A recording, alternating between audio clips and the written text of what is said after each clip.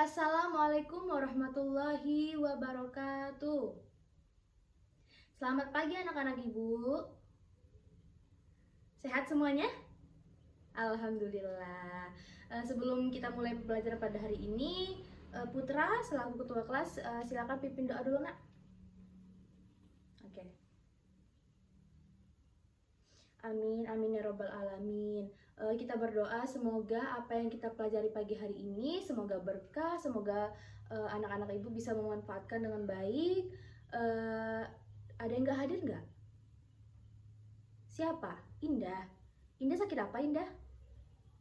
Oh gitu. Kita doakan Indah semoga cepat sembuh ya.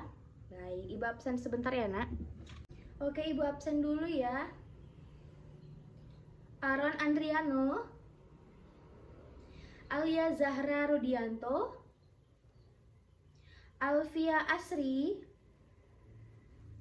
Indah. Oh, Indah sakit tadi ya? Iya lupa. Ihsan Dwi Putra, Kaisan Maisa, Muhammad Hasbi Wahyu. Jangan ribut ya Wahyu. Muhammad Faizal. Oke. Putri Aprilia. Oh, udah sehat Putri? Ya, kemarin sakit ya? Iya, alhamdulillah. Nur Sakinah hadir. Rismawati. Syahrini. Syahrini. Kemudian ada Zahratun Nisa. Oke, hadir. Zahira hadir. Zalsabila Nur Aisyah hadir. Oke, hadir semua ya. Kecuali Indah ya. Oke, hari ini kita akan belajar mengenai konfigurasi elektron dan sistem periodik. Nah, ada yang pernah punya sistem periodik nggak? Yang tabel-tabel ya gitu ya, benar-benar. Nah, sebelum kita belajar mengenai hal tersebut, Ibu akan sampaikan kompetensi dasar yang akan kita capai pada materi hari ini. Yang pertama, 3.4 diharapkan siswa dapat menganalisis hubungan konfigurasi elektron dan diagram orbital untuk menentukan letak unsur dalam tabel periodik dan sifat periodik unsur. Kemudian kompetensi dasar yang kedua adalah untuk menyajikan hasil analisis hubungan konfigurasi elektron dan diagram orbital untuk menentukan letak unsur dalam tabel periodik dan sifat-sifat periodik unsur. Kemudian indikator pencapaian yang akan kita capai dalam materi ini adalah yang pertama, anak-anak ibu dapat menentukan konfigurasi elektron serta diagram orbital dan hubungannya dengan letak unsur dalam tabel periodik. Kemudian indikator pencapaian yang kedua, anak-anak ibu harapkan setelah belajar ini dapat mempresentasikan hasil pengamatan mengenai konfigurasi elektron dan diagram orbital. Oke, sebelum itu ibu mau tanya dulu. Ada yang pernah lihat gedung tinggi nggak? Gedung bertingkat? Pernah? Oh, iya pernah ya. Di Jambi iya banyak. Ada yang pernah nginep di hotel? Siapa? Pernah? Oke, bagus. Nah, anak-anak ibu sudah tahu ya kalau gedung tinggi itu kan banyak tingkatan ya, banyak lantai-lantai. Lantai 1, lantai 2, lantai 3 kan secara berurutan. Nah, hal tersebut juga berkaitan dengan materi kita pada hari ini. Penempatan atau susunan. Jadi konfigurasi elektron adalah, ada yang tahu nggak definisi dari konfigurasi elektron? Ibu sudah kaitkan loh sama gedung tinggi susunan. Ada yang tahu? Iya benar Putra. Tepuk tangan dulu untuk Putra dong. Iya, jadi konfigurasi elektron itu adalah susunan atau penataan suatu elektron dalam sebuah atom. Bagus gitu ya. Bisa diulangi? Nisa? Iya benar. Susunan atau penataan elektron dalam suatu atom. Oke, kita kasih contoh. Tentukan konfigurasi elektron dari unsur Na dengan nomor atom 11. Ada yang tahu? Masih belum paham ya? Oke, kita bahas ya. Nomor atomnya 11, unsurnya natrium. Jadi kalau kita urutkan konfigurasi elektron berdasarkan kulit tadi kan ada 2, 8, 18.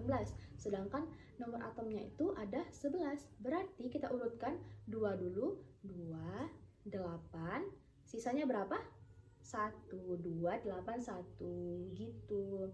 Bu, kenapa nggak 2 langsung 9 gitu Bu? Nggak bisa, karena urutannya ada 2, 8, 18. Penuhin dulu kewajibannya berurutan, baru sisanya menyesuaikan gitu ya. Ada yang tahu nggak subkulit dari atom itu ada apa aja? Ada hurufnya itu? Iya bagus, ada subkulit S, P, D, dan F. Iya benar. Nah, dalam konfigurasi elektron berdasarkan kulit itu kan ada kulit 1, kulit 2, kulit 3 gitu ya. Nah, biasanya itu ada rumusnya 2N2. Nah, jadi kalau 2N2, kalau misalnya kulitnya 1, kalau kita masukkan ke dalam rumus 2N2, maka jumlah elektron yang dihasilkan itu N-nya kita ganti 1 ya. Berarti jumlah elektron yang dihasilkan itu ada 2 elektron. 2 kali 1 pangkat 2 itu kan hasilnya 2 elektron. Kemudian kalau nomor kulitnya 2 kita masukkan ke dalam rumus, berarti akan menghasilkan berapa elektron? Iya benar, 8 elektron. Begitu juga selanjutnya sampai nomor kulit 5 gitu. Iya benar. Jadi maka kalau nomor kulitnya 3 itu elektronnya ada 18. Nomor kulitnya 4 ada 36. Kemudian nomor kulitnya 5 ada 50. Jadi subkulit S itu kan jumlahnya 2 ya. Ya, subkulit S. Benar. Oke, jadi tahu ya, nomor kulit 1 jumlah elektronnya 2, nomor kulit 2 jumlah elektronnya 8. Jadi urutannya ada 2 elektron, 8 elektron, 18 elektron, 36 sama 50. Tentukan konfigurasi elektron dari unsur Na dengan nomor atom 11. Ada yang tahu? Masih belum paham ya? Oke, kita bahas ya. Nomor atomnya 11, unsurnya natrium. Jadi kalau kita urutkan konfigurasi elektron berdasarkan kulit tadi kan ada 2, 8, 18. Sedangkan nomor atomnya itu ada 11. Berarti kita urutkan 2 dulu, 2, 8, sisanya berapa? 1, 2, 8, 1 gitu. Bu, kenapa nggak 2 langsung 9 gitu Bu? Nggak bisa, karena urutannya ada 2, 8, 18. Penuhin dulu kewajibannya berurutan, baru sisanya menyesuaikan gitu ya. Oke, kita kasih contoh nomor 2 ya. Unsur Cl nomor atomnya ada berapa? Iya benar, 17. Nomor atom 17, jadi konfigurasi elektronnya berdasar kulit berapa putra?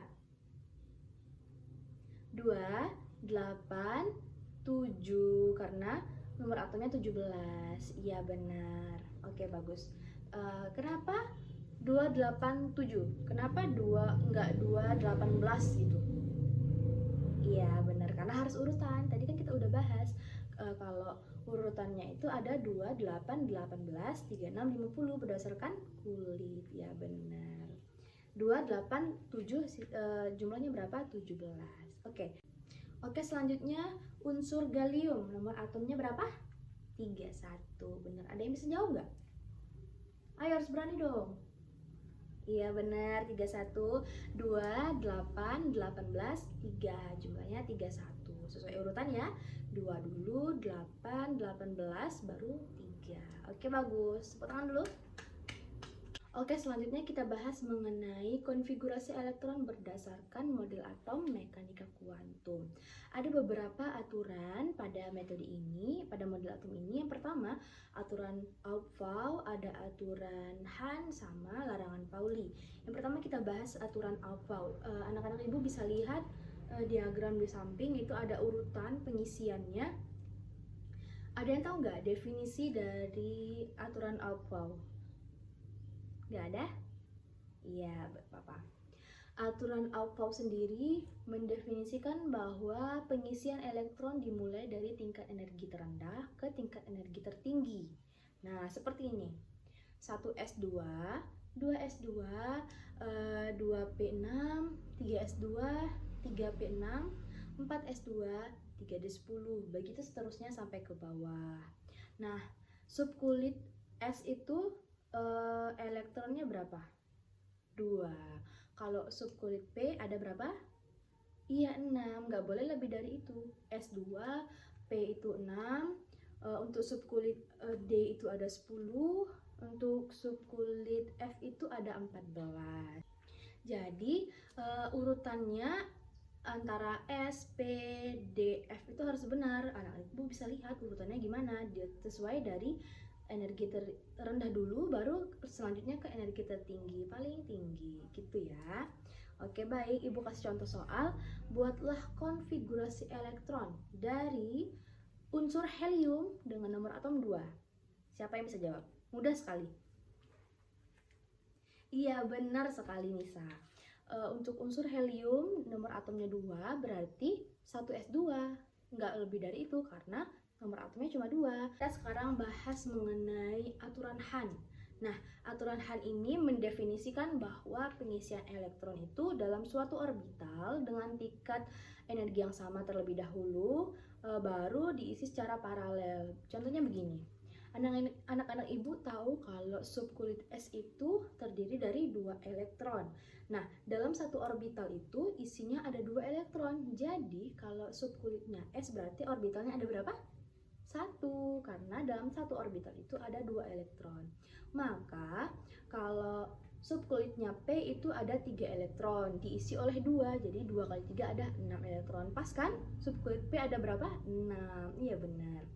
Kalau subkulit D itu ada elektronnya 5, subkulit F itu ada 7, benar sekali. Kita contoh 2P6.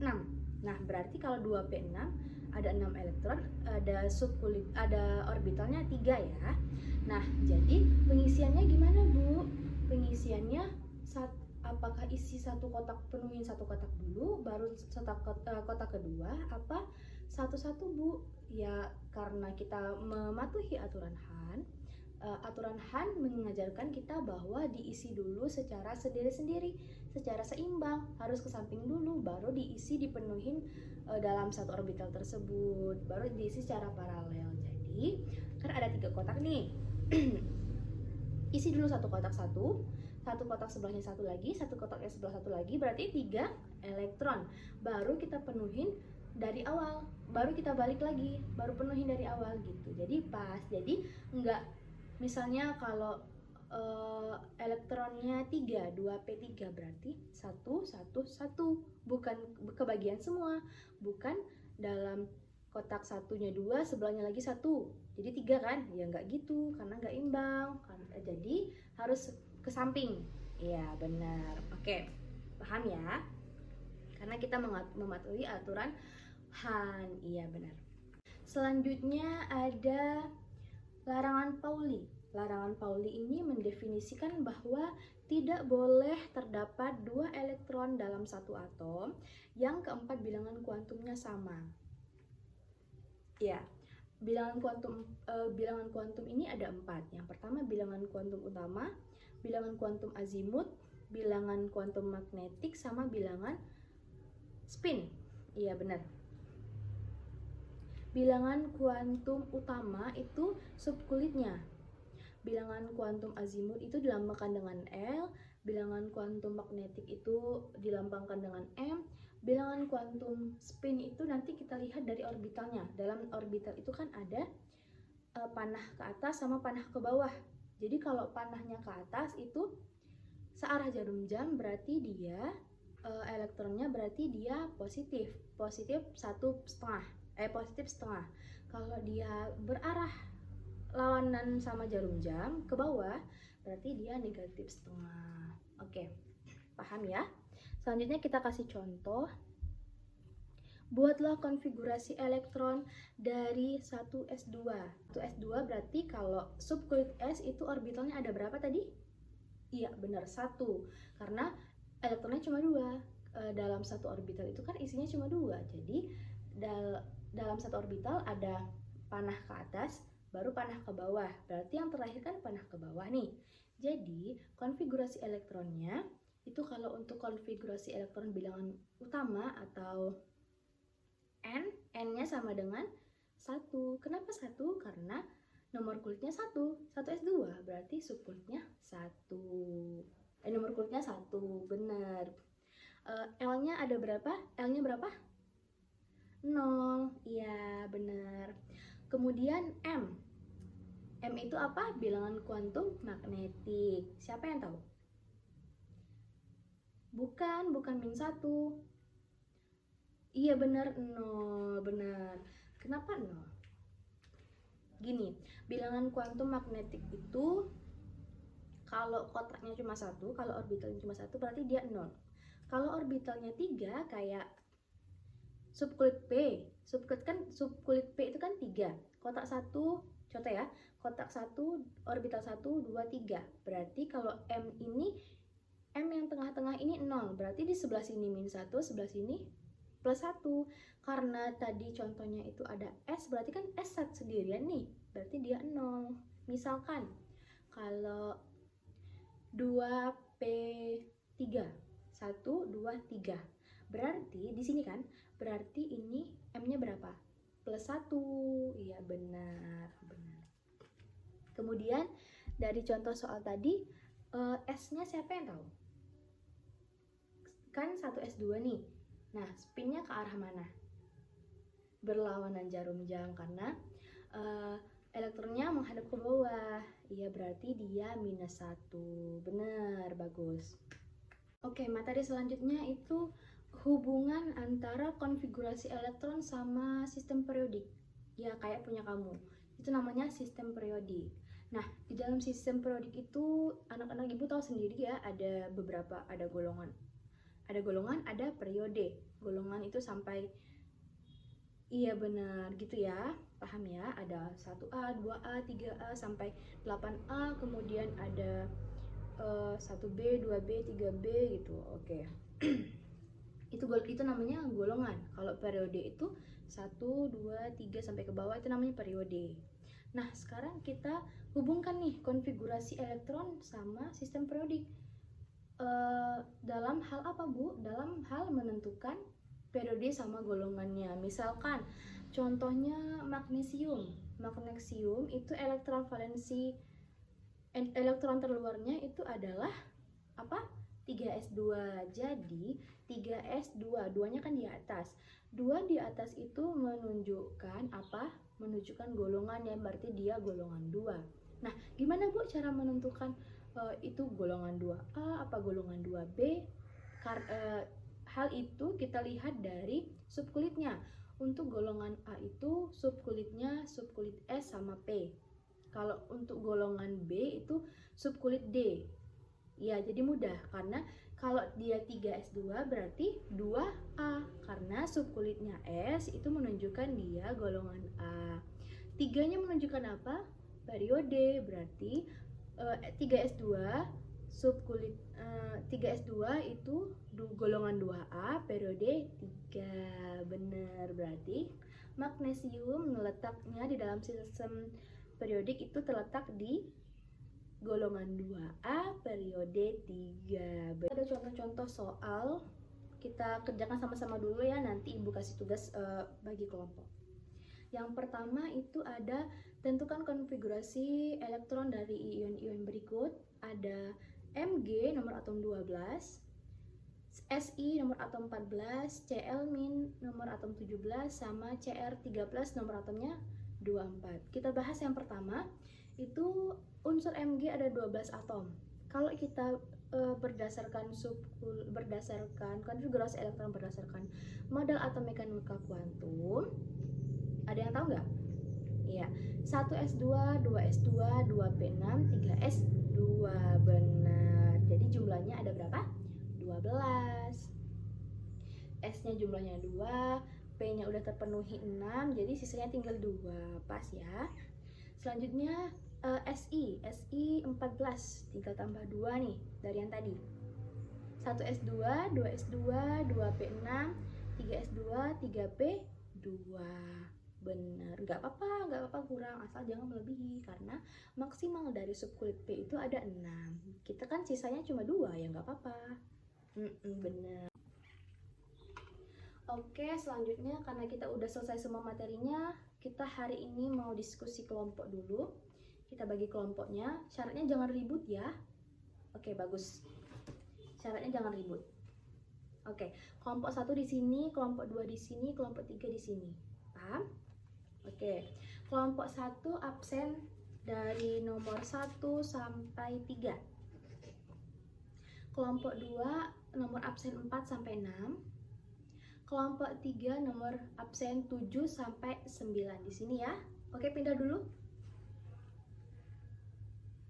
Udah duduk sesuai kelompoknya. Oke, kelompok 1 Ibu kasih soal nomor 1, kelompok 2 Ibu kasih soal nomor 2, kelompok 3 Ibu kasih soal nomor 3.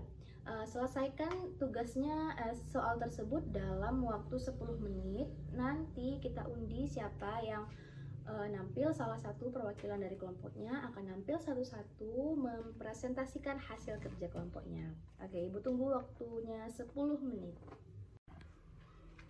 Oke, karena semua kelompok sudah nampil, maka Ibu mau tanya dulu nih sama kalian. Kita mulai dari Aaron Andriano. Ibu mau tanya, coba Aaron sebutkan, kalau konfigurasi elektron itu kan ada 2, berdasarkan apa saja?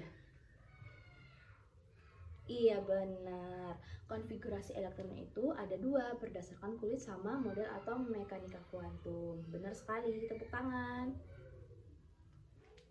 Selanjutnya ada Alia Zahra Rudianto. Alia, coba sebutkan subkulit itu tadi kita bahas apa aja ya? Ada 4 tuh. Benar, subkulitnya ada S, P, D, dan F. Oke, baik. Sampai sinilah pertemuan kita pada materi hari ini. Ibu berharap apa yang Ibu sampaikan pada hari ini dapat anak-anak Ibu pahami. Jangan lupa belajar di rumah, jaga kesehatannya. Tetap pakai maskernya, tetap patuhi protokol kesehatannya, karena kita masih dikelilingi sama COVID-19 nih. COVID-19 ini belum hilang, masih terus bermutasi ya. Jadi tetap jaga kesehatannya ya. Hati-hati di jalan nanti kalau pulang. Iya. Makasih. Assalamualaikum warahmatullahi wabarakatuh.